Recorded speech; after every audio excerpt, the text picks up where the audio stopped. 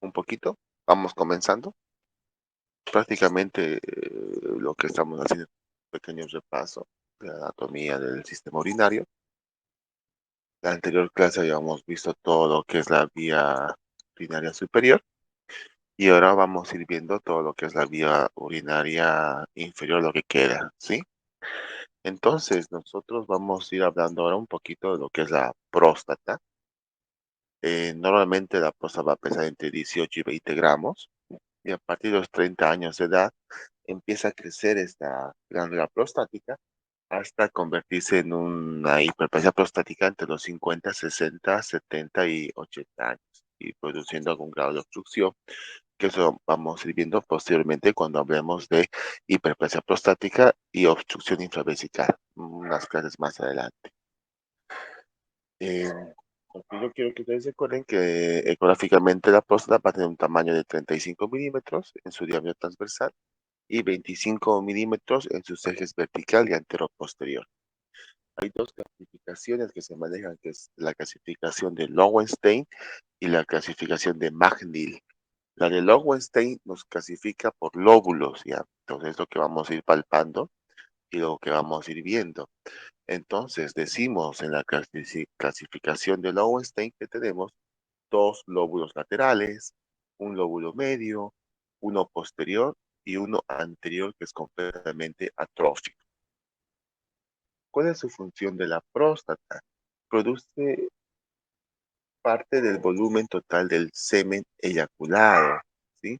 Y lo más importante que yo quiero que se acuerden es que está indicada por la arteria prostática, que es una rama de la vesícula prostática, ¿sí? Que son ramas de la vesícula inferior. Por lo tanto, vamos a decir que la próstata va a ser atravesada por los conductos eyaculadores. Los mismos van a desembocar en la uretra prostática a nivel del peromontalum. Ustedes ya saben muy bien por ustedes de primer año de anatomía. Vamos a hablar sus relaciones, es decir, la próstata tiene relación con su parte anterior, con la cicatriz del pubis. En la parte posterior está en relación con el sexo. La anterior casi decíamos que estaba separada por una aponeurosis o una fascies, que se llama la fascies de Dompierre. En la parte superior en relación con la vejiga, en la parte inferior en relación con la aponeurosis perineal media y lateralmente va a estar en relación con los músculos elevadores del ano. La clasificación de MACD más que todo es una clasificación imagenológica, es decir, ecográfica. Por lo tanto, tenemos dos zonas grandes, que es la zona central y la zona periférica. La zona periférica es donde se asientan el 25%, mejor dicho, en la zona periférica se asientan todos los tumores prostáticos, ya es muy raro encontrar uno central, y hay una diferencia de tejido entre la zona central y la zona periférica, y eso se llama la zona de transición. Entonces, yo les pregunto, clasificación de Lowenstein, ustedes me tienen que hablar de lóbulos prostáticos, ¿ya?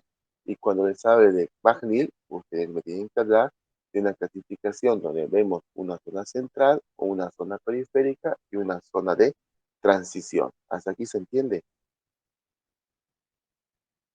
Sí, doctor.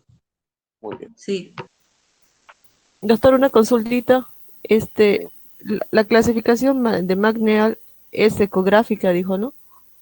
Se usa más ecográficamente, ¿ya? Ah, Aunque ya.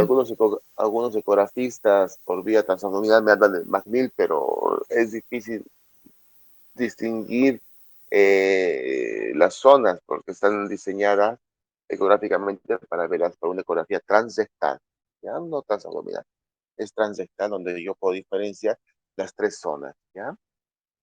Las vesículas seminales, ¿cuál es su función principal? Albergar el contenido seminal.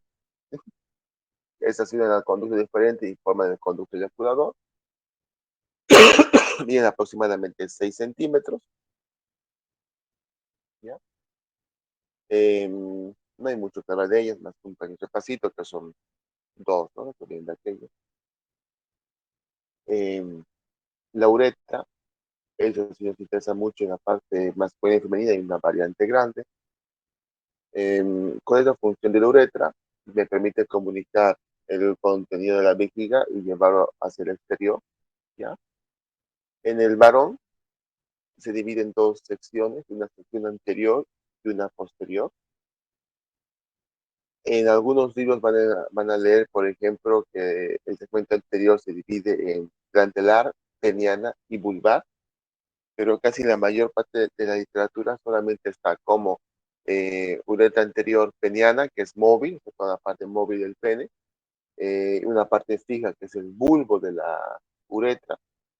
A ese nivel se encuentra el esfínter y por lo tanto ya se divide en una parte posterior, que estaría por la uretra membranosa y la uretra prostática, que está casi llegando a la vejiga. ¿Sí?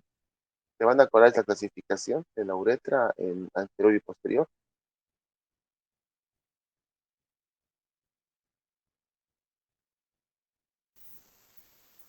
Sí, Doctor. Sí, Y sí, está fácil. sí. la pos- los tramos posteriores, ¿no, doctor? Solamente en el hombre, ¿no? No te entendí nada. ¿Cómo? La, la uretra posterior, eh, solamente en el hombre, ¿no? Estamos hablando de la uretra masculina. Sí, sí. ¿Sí? La uretra masculina solamente se divide en anterior y posterior. No hay más. ¿Sí? Por su extensión. ¿Ya? Sí. En cambio, la uretra femenina no tiene una división ni anterior ni posterior. Solamente vamos a hablar que la uretra femenina mide 4 centímetros y prácticamente sería todo interna, no tiene una parte externa más que el meato urinario. Y en el hombre, en promedio, mide entre 17,5 a 20 centímetros, ¿no? Entonces, no olvidemos que todo esto sería la uretra anterior, ¿sí? La parte móvil, la parte del bulbo, y aquí ya podemos ver el esfínter y la uretra membranosa y la uretra prostática, ¿ya? En cambio, la mujer es cortita, cortita, ¿no? Ah, no, vagina cortita. El pene, la mujer no tiene pene, ¿no? Por si acaso. Entonces vamos a ir hablando del pene del varón, ¿verdad? Entonces, nosotros tenemos que el pene es un órgano cilíndrico, ¿sí? O conocen otro pene que sea cuadrado, no sé, por ahí.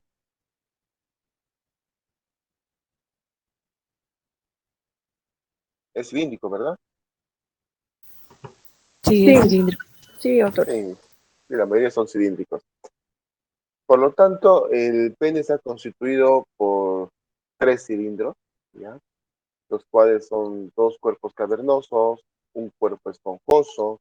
El cuerpo esponjoso en su parte distal va a formar el glande, por si acaso, ¿sí? ¿Ya?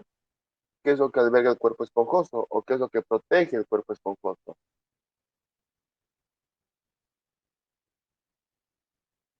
¿Cuál es su función del cuerpo esponjoso?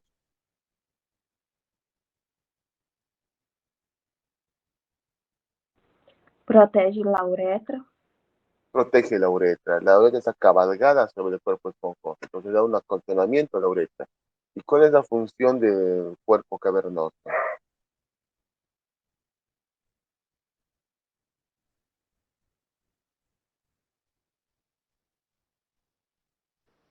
É ele que enrijece durante la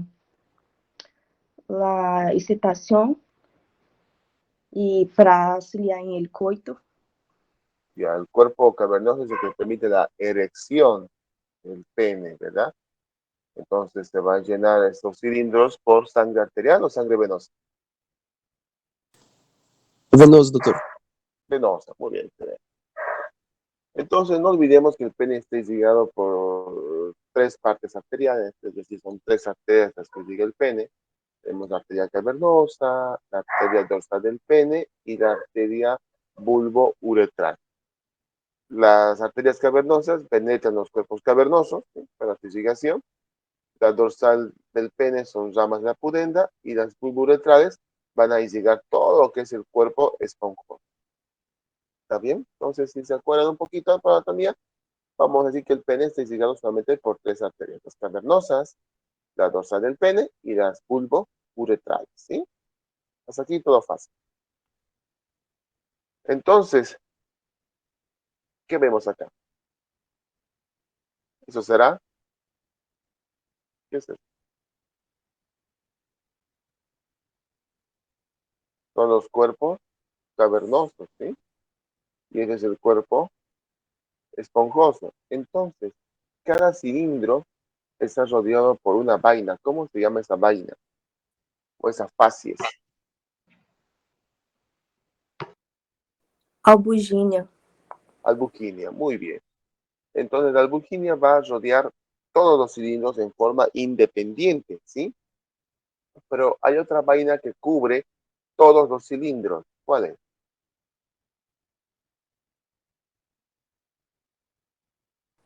Aponeurose de Book. Ya, la facies de Book, ¿eh? O la facies de Book. Entonces, la facies de Book es la que me va a permitir, inclusive cuando hablemos de lo que es el traumatismo peniano, es la parte, vamos a decir, el límite entre un hematoma gigante y un hematoma solamente limitado al pene, ¿sí? Entonces, la fascia de Book es una fascia que va a envolver a los tres cilindros en su conjunto, y en cambio la fascia de Albuquinia va a envolver cada cilindro en forma independiente, ¿sí? Está muy bien. Los testículos, ¿cuántos son? ¿Cuántos Dos. testículos tiene el hombre? Dos, muy bien. Tienen una forma ovoide, no voy a hacer mucho hincapié en esto. Más sabemos histológicamente que está formado por las células germinales, las células de Sertoli, las células de Leydig, tenemos los famosos túbulos seminíferos, ¿sí? Los cuales van a formar la red de testis y finalmente van a fusionarse y van a continuarse con lo que es el epididimo para posteriormente dar origen a lo que es el conductor eyaculador, ¿verdad? No olvidemos que en ese sector del epididimo, que es un tubo delgado, en el cual se van a encontrar los espermatozoides y van a ir madurando los espermatozoides en este conducto, ¿verdad? No hace mucho hincapié en lo que es la red de testis, tampoco vamos a hacer hincapié en lo que es la cabeza, cola y el cuerpo del epidídimo, todos sabemos bien por anatomía, pero sí me interesa un poquito repasar lo que es la vascularización de los testículos, porque eso vamos a volver a tocar cuando hablemos de varicocele. Entonces me interesa que ustedes recuerden un poquito para anatomía que los testículos son irrigados por tres arterias, por lo general, que es la arteria espermática, que va a bajar junto con el plexo pampiniforme, la arteria deferencial, que es la rama de la vesical, y la arteria funicular, que es rama de la epigástrica, ¿sí? Las venas pasan por dos paquetes del plexo pampiniforme anterior y posterior. En el anterior vamos a encontrar la vena espermática y en la posterior la vena epigástrica. Esto vamos a volver a llevar en mayor detalle en lo que es el varicocele. Pero recuerden un poquito ustedes esto. Lo que yo más que quiero que recuerden ustedes que es el paquete venoso pampiniforme, ¿sí? ¿Por qué yo digo que se divide en anterior y posterior? ¿Cuál es el límite de división?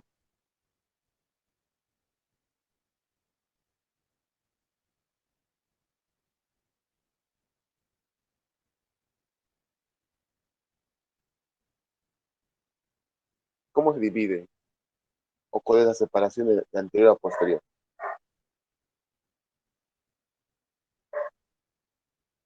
Jenny, hola. Doctor, doctor. Sí. ¿Cuándo yo digo que mi peso pampiniforme es anterior y cuándo digo que es posterior?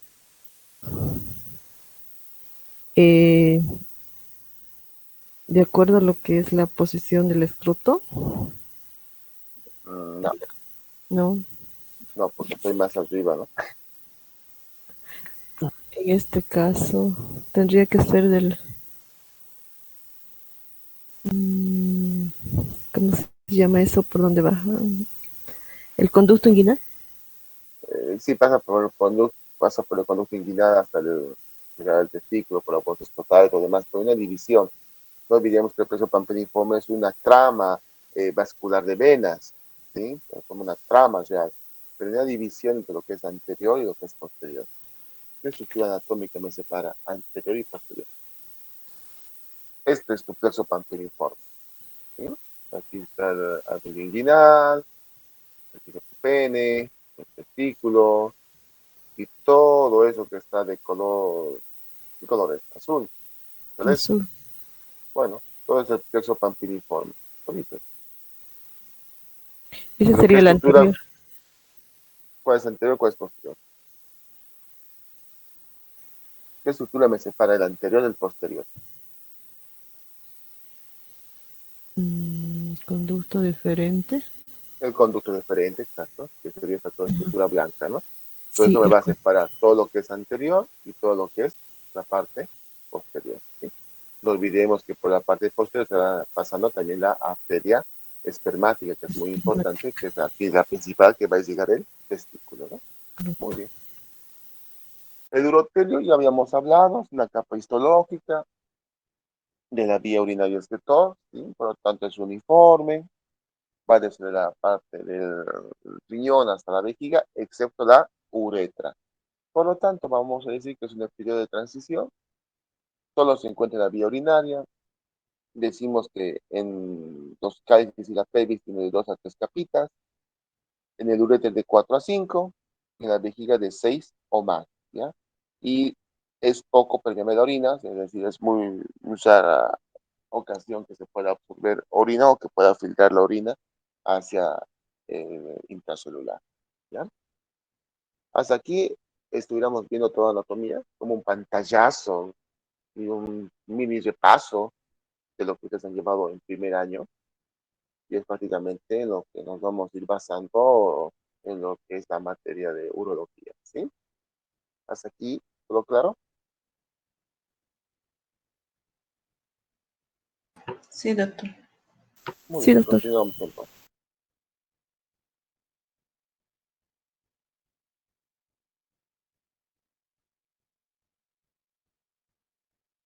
¿Dónde está?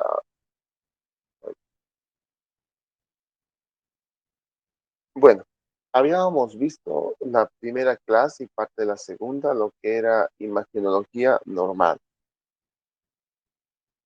Lo mismo hemos aplicado un poquito a lo que es anatomía, para que más o menos fijen el concepto de lo que es un poquito las imágenes de la anatomía, ¿ya? Pero ahora vamos a ver un poquito lo que son las anomalías congénitas. Un ratito me esperan, por favor.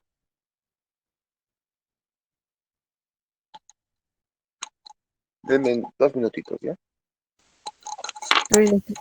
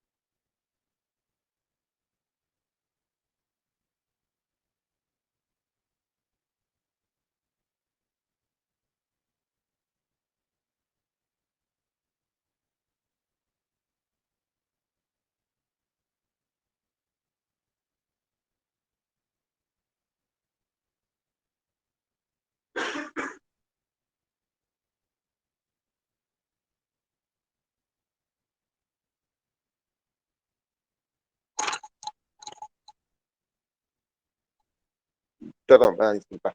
¿Se escucha? Sí, Hola, hola. doctor. Sí, doctor. Ya. Vamos viendo entonces anomalías congénitas un poquito, que es lo más fácil todavía. Entonces, cuando hablamos de anomalías congénitas, vamos a hablar, por ejemplo, de anomalías del número, ¿sí? Por ejemplo, hablamos de agenesia. que sería la ausencia, que puede ser uni o bilateral. Podemos hablar también de supernumerarios en el riñón, ¿ya? Son un riñón supernumerario, generalmente se da en varones. Eh, la mayoría de estos riñones supernumerarios corresponden al lado izquierdo y también van a estar asociados a infecciones, ¿ya? Entonces, cuando hablamos de agenesia y de número, acuérdense, agenesia puede ser uni o bilateral, es decir, que puede estar presente un solo riñón o ninguno, o puede haber riñones supernumerarios. Podemos hablar de anomalías de fusión, por ejemplo, este es un riñón en herradura, entonces se fijan, es una tomografía contrastada y los dos riñones están fusionados por su polo inferior, ¿sí? Un urograma excretor, entonces fíjense cómo está la silueta renal, ¿eh? Y se van fusionando su polo inferior, ¿sí? A esto se llama riñón en herradura, ¿sí? Cálices, pelvis, uréter y vejiga, ¿no? Lo propio, un corte tomográfico, este es contrastado, una fase excretora y vamos viendo cómo están fusionados los polos inferiores del riñón. Eso se llama riñón en herradura. Podemos hablar también de tamaño, por lo tanto, podemos hablar de hipertrofia y de hipoplasia, ¿sí? Hipertrofia renal no sería otra cosa que el aumento del tamaño, ¿sí? Podemos hablar de un riñón vicariante, por ejemplo, ¿sí? Que es una forma compensatoria de la agenesia o la hipoplasia o la atrofia del riñón contralateral. Entonces, ¿qué quiere decir eso? Que ese riñón hipertrófico va a suplir la función del riñón contralateral. En cambio, la hipoplasia renal será por falta de desarrollo insuficiente y o un riñón anormal, ¿ya? Entonces, vamos viendo un poquito igual lo que son las anomalías, no solo de tamaño, sino de posición. Entonces, vamos a ver la famosa tosis renal. ¿Qué significa tosis? La descida, Árbitro, la caída. queda ¿Qué? decida. ¿La qué? En español, por favor. ¿Qué es tosis? Caída. Caída. Muy bien. Sería un descenso del riñón que puede ser por de nacimiento o puede ser por pérdida de los soportes anatómicos, ¿sí?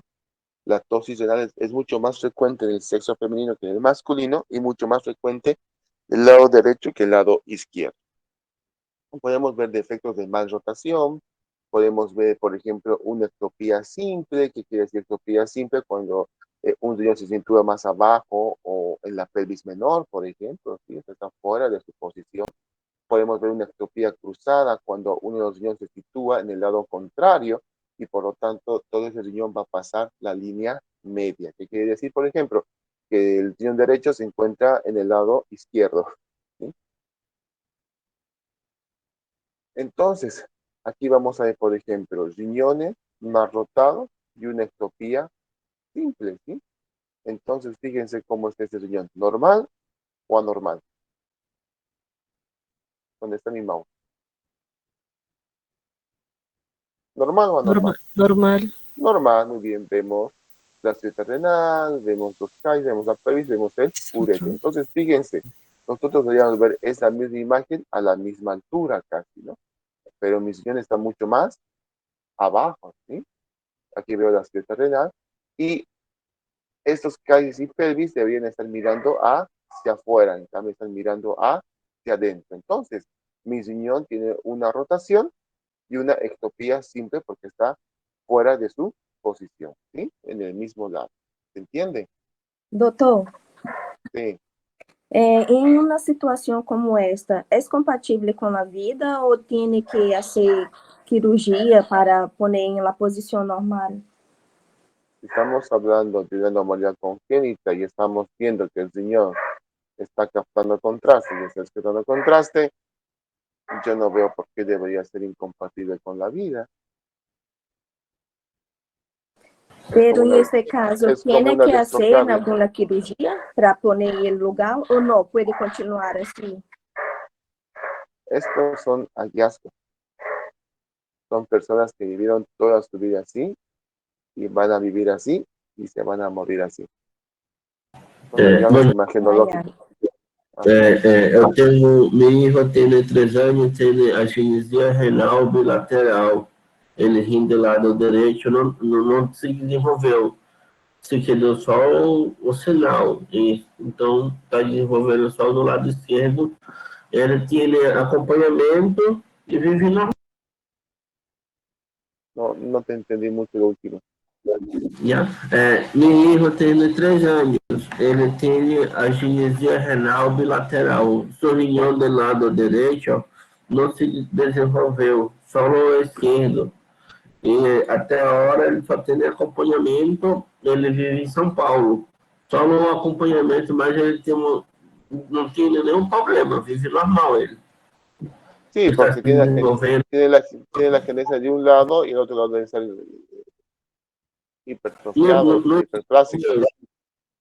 Igual, hay que ir sim, viendo a medida que va siendo adulto y a medida que vaya creciendo, pero él tiene que estar con un seguimiento nefrológico para ver cómo va la función renal a medida que pase el tiempo. Pero aquí estamos hablando de prácticamente de malrotación y ectopía simple, ¿sí? Entonces, son imágenes para que ustedes, cuando yo les ponga en su examen, sepan interpretar, ¿ya? Después vamos a ir viendo después. Estos son riñones ectópicos y pelvianos. Entonces podemos ver en esta imagen de urograma escritor cómo vemos el riñón normal al lado derecho y vamos viendo un riñón ectópico simple, pero mucho más descendido que el anterior, ¿sí? Es completamente pélvico. Entonces, hacemos una tomografía, vemos realmente que este es el hueso coxal y el riñón se encuentra en la pelvis, ¿ya? Y lo mismo, la vejiga llena y aquí se encuentra el riñón, ¿sí? Completamente ectópico. Puede existir también una ectopía cruzada. Entonces, fíjense cómo está el lado izquierdo de su paciente. Yo no veo ningún contraste, no veo ninguna silueta renal, pero sí puedo diferenciar en el lado derecho. Fíjense cómo es el riñón derecho principal, ¿sí? Está su cáliz, su pelvis y su ureter que desciende hacia la vejiga. Y podemos ver un riñón ectópico cruzado, es decir, que pasó de acá a acá, desde el nacimiento, o sea, desde su formación fetal, y tiene sus cálices, su pelvis y su ureter. ¿Ah? Ectopía cruzada. Anomalías de la forma. Muchas veces el imagenólogo nos habla de las hipertrofias de las columnas de Bertin, que no es otra cosa que son tabiques que van de la corteza hacia la médula, y al urólogo, la verdad que nos enloquece cuando nos habla de la hipertrofia. Nosotros lo primero que tenemos que descartar que no sea un tumor, entonces ecográficamente sí vemos hipertrofia y tomográficamente también, pero tenemos que descartar tomográficamente con una tomografía contrastada y ver que esta columna no sea otra cosa, ¿sí? Entonces nos volvemos locos pidiendo estudios nosotros para descartar que no sea una masa renal, ¿está bien? También podemos hablar anomalías congénitas de la pelvis y el uréter. Podemos hablar, por ejemplo, de pelvis bífida, es decir, con dos pelvis, un doble sistema excretor, que el cual puede ser completo o incompleto. Por ejemplo, yo cuando diré que el doble sistema excretor es completo. ¿Qué es un completo?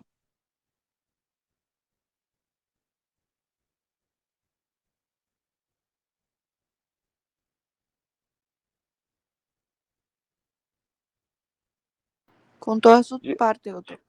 Con todas sus partes. Muy bien, es decir, que tiene todo un sistema colector o excretor completo, es decir, tiene un uréter que va a llegar hasta la vejiga. En cambio, el incompleto va a ser un uréter que se va a fusionar, ya sea en una parte alta o una parte inferior, para desembocar solamente con un uréter, ¿sí?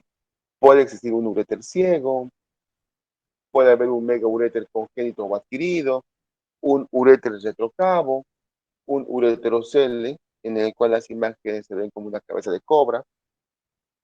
Entonces vamos viendo acá, todos son dobles sistemas, entonces fíjense, tenemos un sistema colector superior, un sistema colector inferior, pero los uréteres se van fusionando para desembocar en uno solo.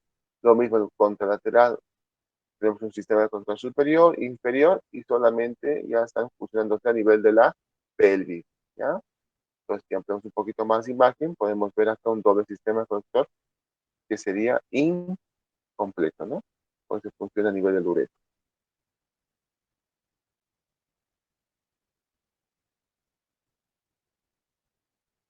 Doble sistema excretor. Ecográficamente vamos a ver un riñón como bicariante, es decir, separados por un tabique. Pedimos la tomografía, también que es lado izquierdo. Pedimos la tomografía, derecho normal, izquierdo, fíjense cómo está, ¿no? Una parte superior e inferior. Y lo mismo, el doble sistema incompleto, ¿no? No veo dos ureteres hasta abajo. Cuando veo un completo y un incompleto, puede haber dos pacientes, es un solo paciente que tenga los dos sistemas renales, un doble sistema renal, tanto derecho como izquierdo. Pedimos, eso es un hallazgo, ¿ya? Porque realmente el paciente viene por cólico, por molestia, y se pide un neurograma excretor, una urotese contrastada, y son hallazgos, no es que estamos buscando nosotros un doble sistema colector. Entonces, podemos ver la silueta renal, los cálices, la pelvis, y vemos cómo este uréter se fusiona en uno solo, ¿sí? Los dos uréteres bajan y se fusionan en uno solo para desembocar en un solo uréter. En cambio, fíjense el lado izquierdo, sistema colector superior, inferior, los uréteres bajan pero en forma independiente, ¿sí? Y desembocan en la vejiga completamente en forma independiente. ¿Se entiende esto? Sistema, doble sistema colector incompleto y doble sistema colector completo. ¿Sí? ¿Se entiende la imagen? Doctor, ¿y eso no sería como un supernumerario? ¿Cómo puedo diferenciar así?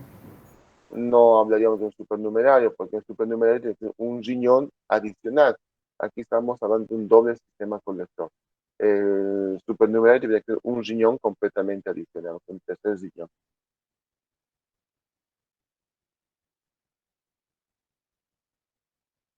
El doble sistema más, es una placa medio complicada, no sé si la pueden ver. Es un doble sistema más una genesia renal y más un ureterocele. Esa es imaginación al poder. ¿Sí? Derecho, no veo riñón. Busco el lado izquierdo, no veo ningún ectópico cruzado ni nada. Entonces voy viendo mi riñoncito izquierdo, veo mi ciudad renal, veo los cálices, veo la pelvis, cálices pelvis, veo que mi ureter se fusiona, tengo un ureter tortuoso, es una vuelta, un bucle, y finalmente la vejiga. Miren ese ureter cómo está engrosado, ¿no? Y acá abajo veo otra imagen más hipodensa, y esto es un ureterocele, ¿ya? Yo voy a tratar de buscar otra imagen con cabeza de cobra, pero este pequeño sacro es un divertículo del ureterocele en la desembocadura. Entonces eso se llama, o cabeza de cobra. ¿Sí? Pero hay otras imágenes mejores, ¿no? Ya tendré que buscárselas. Doutor, la ureterocele es más común en mujeres, ¿no? Por causa del tamaño del ureter, que es menor, más curto. Sí, es más frecuente en las mujeres.